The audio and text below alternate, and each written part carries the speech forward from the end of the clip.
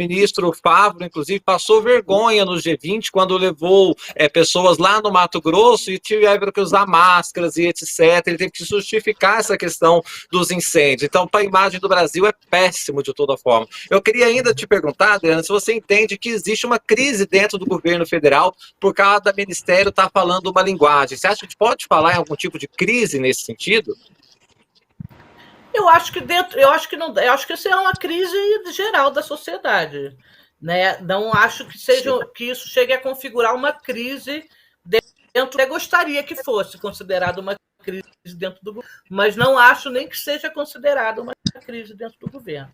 Eu acho que é reflexo dessa dificuldade de aceitar que as mudanças climáticas são um problema que já estão no presente, que demandam mudanças muito significativas e que, se cada um ficar puxando a brasa para a sua sardinha, vamos todos nos queimar mesmo, literalmente. É isso aí. Ô, Juliana, teve uma decisão importante do ministro Flávio Dino, que é abrir crédito extraordinário para se fazer frente a esses gastos todos em relação às queimadas. Só que teve críticas, viu? O relator, inclusive, do orçamento e do arcabouço fiscal, Cláudio Cajado, falou que isso abre um precedente complicado, que não é bem assim, que o governo deveria ter previsto gastos adicionais nesse caso, ou seja, o legislativo meio discordando do Supremo. E porque isso já envolveu os três poderes e não é de hoje, né? O ministro Flávio Dino tem tido decisões nesse sentido, o Lula chama eles todos para conversarem, e eu dizia que ao ver essa fala ontem lá do professor que fez uma explanação até muito dramática da situação que o Brasil vive, o Pacheco e o Lira foram resistentes, falou, é uma situação climática importante, a gente defende que os criminosos sejam punidos, mas nós temos que, claro, temos mesmo, né, nos orgulhar do agronegócio, da produção de riquezas,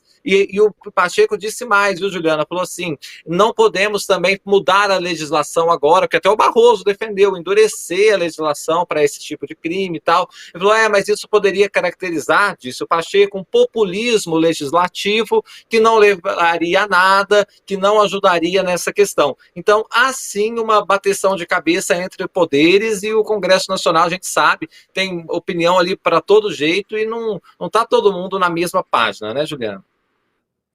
Afonso, aproveitando até o que a Adriana estava comentando aqui, é mais grave do que isso, né?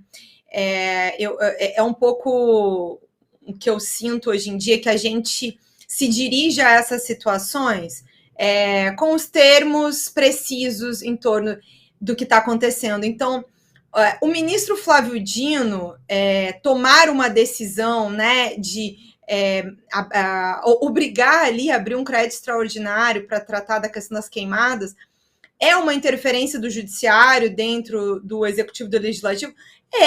Mas a inação, ela também é um problema. A falta de ação, deixar queimar tudo, destruir tudo, acabar com tudo, é um problema grave para os brasileiros. Alguém precisa agir. Aí depois a gente fica reclamando da interferência do judiciário, que os poderes não funcionam. Se todo mundo estivesse fazendo o seu trabalho direitinho, não precisava o ministro Flávio Dino tomar essa decisão, mas ainda bem que ele teve coragem de tomar essa decisão e não fugir da responsabilidade dele, também de defender o Brasil, defender a Constituição. A Corte Constitucional, ela está lá para isso também. Então, assim, é uma decisão que é necessária. A preocupação do relator do arcabouço ser primeiro o dinheiro e não o Brasil pegando fogo é uma outra coisa que diz mais sobre ele, né, do que sobre as necessidades do Brasil.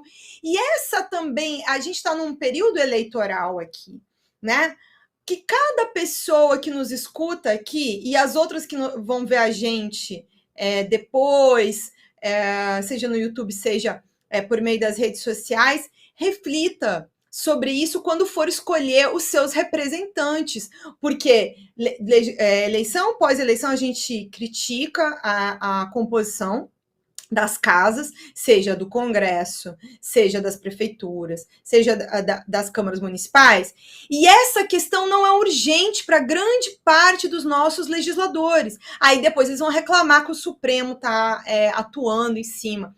E é muito absurdo que não se dê essa urgência, que se contraponha o agronegócio à questão climática. grandes empresários e pessoas do agronegócio, grandes empresários do agronegócio, têm que ter conhecimento suficiente para saber que se não tiver terra, se não tiver ar, se não tiver água de qualidade, eles também não vão produzir. Então, assim, não adianta, não é uma disputa, não é um contra o outro. Isso é uma mente atrasada até do que é a agricultura moderna, sabe? Então, e esse congresso, ele é cheio de pessoas que não colaboram para a construção do Brasil nesse aspecto. E eu vi, assim, até separei aqui para comentar, que o próprio presidente da Câmara, o Arthur Lira, na reunião com o presidente Lula, fez lá uma menção nesse sentido, que tem que ter muito cuidado com os projetos que vão chegar, que é para não gerar nenhuma questão ideológica. Falou alguma coisa nesse sentido. Defender um ar de qualidade, defender que a gente não viva em cidades debaixo de pura fumaça, não é uma questão ideológica, é uma questão de saúde pública. A gente está precisando também, enquanto colegas da imprensa, dar o peso correto dessa emergência. Eu sinto muito, nesses momentos graves, que a gente procure as palavras mais precisas para se referir a essas pessoas e essas situações, porque senão a gente também não está dando a urgência para as pessoas. Eu cobrei aqui que acho que falta realmente que o presidente Lula tivesse feito esse pronunciamento que ele pretende fazer essa semana antes de ir para a ONU, já deveria ter feito, a urgência do Ministério do Meio Ambiente, que não deveria nem ser só, como a Adriana mesmo falou, não deveria ser só do Ministério do Meio Ambiente, deveria ser dos outros setores de governo também, dos outros ministérios. A gente também, enquanto imprensa, também precisa dar essa urgência para as pessoas que estão vivendo nessa situação. É gravíssimo. É uma situação muito grave. Como foi extremamente grave a situação do Rio Grande do Sul, da enchente, como já vivemos outras. E, infelizmente, não me parece que vai ser a última. E uma coisa que eu queria lembrar aqui, que a gente estava falando sobre crime, que foi uma reportagem da Agência Pública também essa semana, a Fazenda do Dia do Fogo, para quem não lembra, aqui em 2019, um grupo de fazendeiros se reuniu numa fazenda para tacar fogo, para protestar contra política ambiental. Esta fazenda, que é a Fazenda Bauru, que fica no município de Comniza, no Mato Grosso, foi a que mais teve focos de incêndio registrados em todo o ano de 2024, né, desse ano.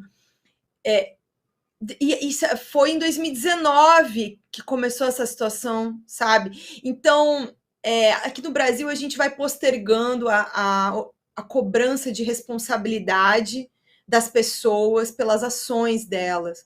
E aí, quando a coisa fica insustentável, ameaçando a vida das pessoas, para não esquecermos que a pandemia foi praticamente ontem, né? E a gente viveu exatamente isso durante a pandemia, a falta de política pública que ameaçava a vida dos brasileiros, e essa situação agora não é diferente. Quando é que a gente vai começar a dar o peso e fazer a cobrança correta para que essas situações, de fato, criem marcos para não se repetir? Essa é a minha pergunta, sabe?